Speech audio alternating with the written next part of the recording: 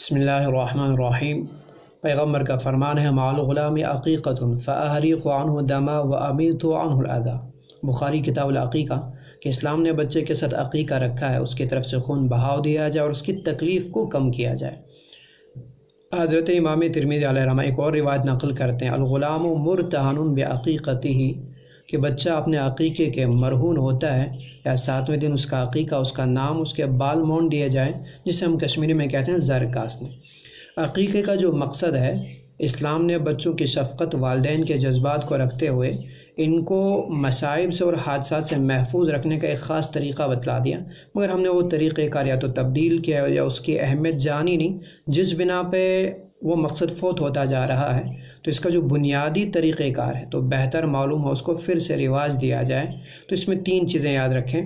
پہلی چیز کب کریں، کیا کریں اور کیسی کریں۔ جہاں تک کب کی بات ہے تو حضرت امام ابو حنیفہ علیہ رحمہ کے یہاں بچے کی پیدائش کے 7ویں دن عقیقہ کرنا سنت ہے۔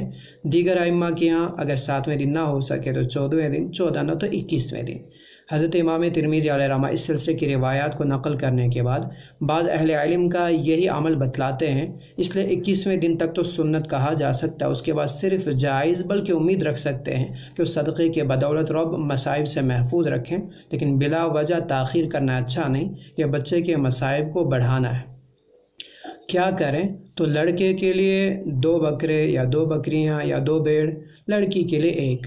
اور اگر لڑکے کے لیے 2 کی گنجائش نہ ہو تو پھر 1 بھی کافی ہے۔ بہت سے لوگوں کو دیکھا کہ ان کے پاس اتنی بھی گنجائش نہیں ہوتی ہیں، لیکن وہ ائمہ کرام کو مچھلی پکا کر کے کھلانا اور کچھ اور چیزیں کھلانا، اس سے وہ سمجھتے کہ شاید عقیقے کی سنت ادا ہو جائے گی۔ جہاں تک ائمہ کو کھلانے کی بات ہے، بہت اچھی چیز ہے، اچھا کھلائیں، بلکہ میں کہوں گا بلا وجہ ان کو کھلانے کے لیے کوئی وجہ بھی نہیں ہونی چاہیے، بلا وجہ ان کو کھلایا جائے۔ لیکن یہ طریقہ بہرحال اس سے آپ کی سنت ادا نہیں ہو جائے گی، عقیقہ ادا نہیں ہو جائے گا۔ جتنی گنجائش ہے 1 مکمل کرنے کی تو وہی کریں، نہ ہو تو پھر کچھ بھی نہ کریں۔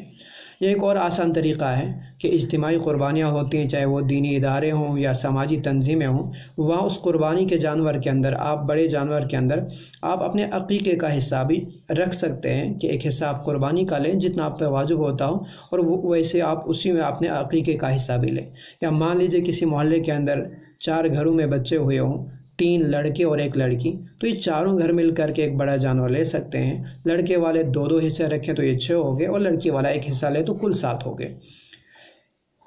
اب اس میں کیسا جانور ہونا چاہیے تو جیسا جانور اور جس عمر کا جانور اس کے اندر قربانی کے اندر ضروری ہیں، بالکل ویسا اس کے اندر بھی ضروری ہیں۔ اور قربانی کے جانور کے اندر عمر کتنی ہو اور کس طرح کا ہو، اس کے لیے یوٹیوب پہ میری ایک اور ویڈیو آتی ہے، جانور کے عیوب کو کیسے پہچانیں، اس عنوان سے اس کو دیکھ لیں، اس سے دونوں چیزوں کو سمجھنے میں آسانی ہوگی۔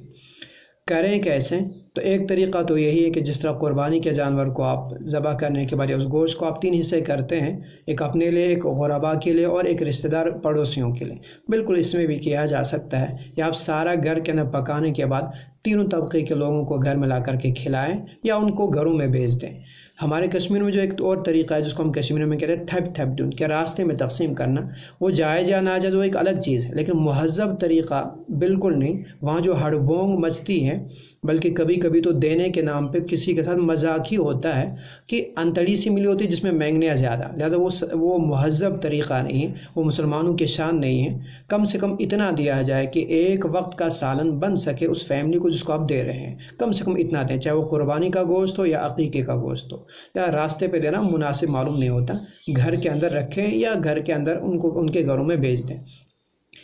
اس کے بعد عقیقہ کرنے کے بعد اس بچے کے بالوں کو مونڈ دیا جائے۔ یہ بال اسلام کے کہنے کے اعتبار سے اس پہ تکلیف ہے، لیکن ہوتا یوں ہے کہ ہم نے اس تکلیف پہ دھیان ہی نہیں دیا، اور بچہ پیدا ہوتے ہی ڈاکٹروں کے اور پیروں فقیروں کے یہاں چکر کاٹے جاتے ہیں کہ بچہ ڈر رہا ہے، بچہ دودھ نہیں پیتا، یہ تکلیف وہ تکلیف۔ لیکن جو بنیادی تکلیف، میں سمجھتا ہوں ساری تکلیفوں کی جڑ یہ بال ہے، اس لیے کہ اسلام نے اس سے تکلیف کہا ہے، ہم نے اس کو ہٹانے کی سوچی نہیں اور دیگر تدبیریں کرتے رہے۔ بہتر ہے کہ 7ویں دن اس کے بالوں کو مونڈ دیا جائے۔ ان کو مونڈنے کے بعد پھر ان بالوں کا وزن کریں، اس وزن کے برابر آپ کے یہاں چاندی ہو، سونا ہو تو اس کو صدقہ کریں، نہ ہو تو پھر چاندی کے بقدر آپ اس کی قیمت صدقہ کریں۔ ایک اور چیز ہے، میں اس کو بتلانے سے پہلے یہ بتلا دوں، ہر طبقے کے علماء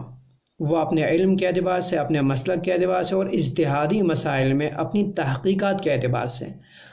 بہتر سے بہتر عوام کو دینے کی کوشش کرتے ہیں، تو عوام کی بھی ذمہ داری بنتی ہے کہ وہ بہتر سے بہتر حاصل کریں، وہ بے غبار بات کو اختیار کریں، بے تردد بات کو لیں۔ اس لیے جو ہمارے کشمیر کے اندر بلکہ اب ایشیا کے اندر ہر جگہ یہ چیز ہے کہ بچوں کے بال کاٹنے کے لیے منتیں مانی جاتی کہ فلاں مزار پہ جانا ہے، فلاں درگاہ پہ جانا ہے۔ یاد رکھیں ان مزاروں میں جو بزرگ حضرات مدفون ہے یا ان درگاہوں پہ جو تبرکات ہیں ان کی برکتوں کا انکار نہیں، ان بزرگوں کے مقام کا انکار نہیں، بلکہ ان کا مقام اور وہ تبرکات اس مقام اس پائے کہ ان کی عظمت اتنی ہے کہ آج کے دور میں تو کوئی انسان وہاں پہنچنا مشکل تو کیا ناممکن ہی ہے۔ آپ نے فرمایا خیر القرون قرنی ثم الذین یلونہم ثم الذین یلونہم، تو یہ آپ علیہ الصلوۃ والسلام کے دور کے زیادہ قریب ہیں ہمارے مقابلے میں، لہٰذا ان کے مقام تک تو پہنچنا ناممکن ہے، اس کا انکار نہیں۔ لیکن بات یہ ہے کہ اس بزرگ کے وسیلے کو حاصل کرنے کے لیے، اس جگہ کے انوارات و برکات کو حاصل کرنے کے لیے کیا چند خرابیوں سے ہوتے ہوئے گزرنا ضروری ہے؟ یہ عقل مندی نہیں ہوگی کہ ایک اچھائی کو حاصل کرنے کے لیے ہم چند برائیوں کا ارتکاب کریں۔ وہ کیسے؟ دھیان دیں، مزارات کا انکار نہیں کر رہا ہوں میں، ان کی برکات کا انکار نہیں کر رہا ہوں میں، ان کی عظمت کا انکار نہیں کر رہا ہوں میں، وہ اپنی جگہ ہے، لیکن میں کہہ رہا ہوں ان عظمتوں کو حاصل کرنے کے لیے چند برائیوں کا ارتکاب ہم کیوں کریں؟ لہٰذا میری اس بات کو پازیٹیو مثبت انداز میں لیں، اس کو نگیٹو قطعاً نہ لیا جائے۔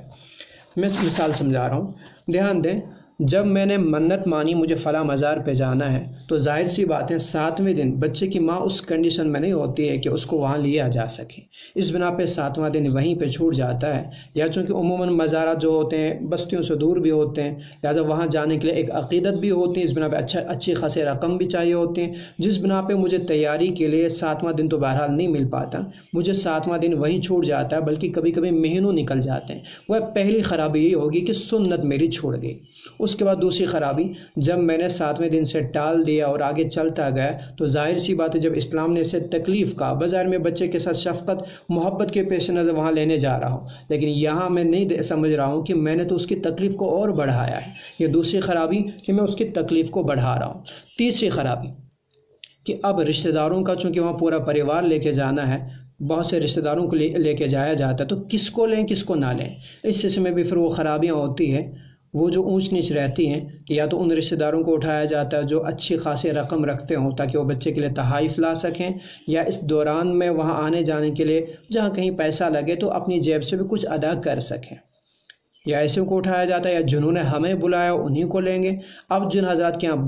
بچے ہی نہ ہوں یا جو بیچارے غریب ہوں ان کو تو لینے کی باری ہی نہیں آتی، تو چند رشتہ داروں کو خوش رکھا جاتا ہے اور چند کو ناراض کر دیا جاتا ہے۔ اس کے بعد ایک اور خرابی، بڑی خرابی ہے، وہ خرابی کیا ہے کہ مقصد ہی فوت ہو جاتا ہے، فضول خرچی، اس لیے کہ وہاں پہنچنے میں اور عقیدت تھی اور پورا پریوار لیتے گیا تو اس میں اتنا زیادہ خرچہ ہوا ہوتا ہے کہ اب جو صدقہ کرنا تھا آخر میں مجھے بالوں کے وزن کا، وہ مجھ پہ بھاری پڑتا ہے۔ یہ انسان کی فطرت ہے، چمڑی جائے پر دمڑی نہ جائے، کہ میرے جسم کا جو بنے پر پیسہ نہ جانے پائے، اس لیے جو مقصد تھا صدقہ کرنا وہ وہیں فوت ہو جاتا ہے۔ اس کے بعد ایک اور خرابی ہے اہل لغیر اللہ۔ اہل لغیر اللہ کس سے کہیں؟ جمہور تو یہ کہتے ہیں کہ جس جانور پر اللہ کے علاوہ کا نام لیا جائے وہ اہل لغیر اللہ ہے، لیکن کچھ حضرات کی یہ رائے یہ بھی ہے کہ جس چیز کو جس جگہ کی عظمت کو سامنے رکھتے ہو یا جس چیز کی عظمت کو سامنے رکھتے ہوئے ذبح کیا جائے وہ بھی اہل لغیر اللہ کے اندر آتا ہے۔ تو میری ذاتی تحقیقات یا اس اعتبار سے جمہور کی رائے تو یہی ہے کہ جو ہم ان جگہوں پہ ذبح کریں وہ اہل لغیر اللہ کے اندر نہیں ہے، اور انشاءاللہ نہ ہو، اللہ کرے نہ ہو، لیکن اگر تھا تو حرام ہے، اس سے بچنا ضروری ہے، نہیں تھا تو پھر وہاں ذبح کرنا صرف جائز ہوگا، کوئی واجب فرض نہیں ہے۔ اب ظاہر سی بات ہے کہ اگر میں وہاں ذبح نہیں کروں گا، وہاں لے کے نہیں جاؤں گا، تو صرف ایک اگر نہیں آتا اہل لغیر اللہ تو پھر ایک صرف جائز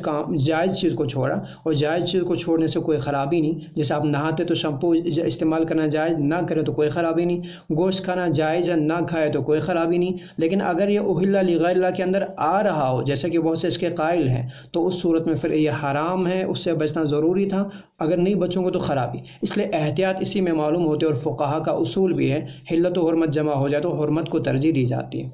اس کے بعد ایک ایک اور خرابی ہے تعظیم میں دقت، اس سے کہ جب انسان وہاں پہ جاتا ہے تو وہاں اس وسوسے کا شکار ہوتا ہے کہ کہیں زیادہ تعظیم نہ ہو جائے، اور حب شیوں میں وہ اس میں محبت جو اور عقیدت جو ہوتی ہیں، اور کبھی ان کے انوارات کو آپ کو اس طرح کا گمان بھی ہوا ہوتا ہے، اس بنا پہ یا تو کہیں آپ جذبات میں مغلوب ہو کر کے اس درجہ تعظیم کریں گے کہ رب کی تعظیم کا مقابلہ ہو جائے، وہ برا، اور کہیں آپ ہے کہ نہیں حد سے زیادہ ہے کہ نہیں خیال رکھیں گے تو کہیں جو ان کی بنیادی تعظیم ہے، عام مسلمانوں کے قبرستان کی بڑی ہے کہ نہیں تعظیم و احترام ہے، تو یہاں تو بدرجہ اولیٰ ہونی چاہیے، لیکن کہیں ویسا نہ ہو کہ آپ حد سے زیادہ کم کریں تو وہ بھی برا، اور حد سے زیادہ کریں تو وہ بھی برا، اور اعتدال میں رہنا ایسے موقع پر بہت مشکل ہوتا ہے جہاں عقیدت ہو، جہاں محبت ہو۔ اس کے بعد ایک اور خرابی اس کے ساتھ آ جاتی ہیں، استعمال میں خرابی، اس سے کہ ہم لوگوں نے اس کو جو دیا ہوتا ہے وہ بچے کی بلا کو ٹالنے کے لیے دیا ہوتا ہے، لہٰذا وہاں لینے والے بھی یہ سمجھ رہے ہیں، یہ بھی وہی سمجھ رہے ہیں، اس بنا پہ نہ یہ لینے کے لیے تیار نہ وہ لینے کے لیے تیار، اور غربا اور عام مسافرین تو وہاں ہے نہیں، اس بنا پہ لے دے کے وہاں کے منتظمین اور متولین اس کو لیتے ہیں، رچ بس کے جتنا کھا لیا جائے کھا لیا، بقیہ کو ضائع کر دیا جاتا ہے، تو جو مصرف ہے وہ بھی فوت ہو جاتا ہے، بلکہ میں کہوں گا غربا کا حق ہی تباہ ہو جاتا ہے۔ اس لیے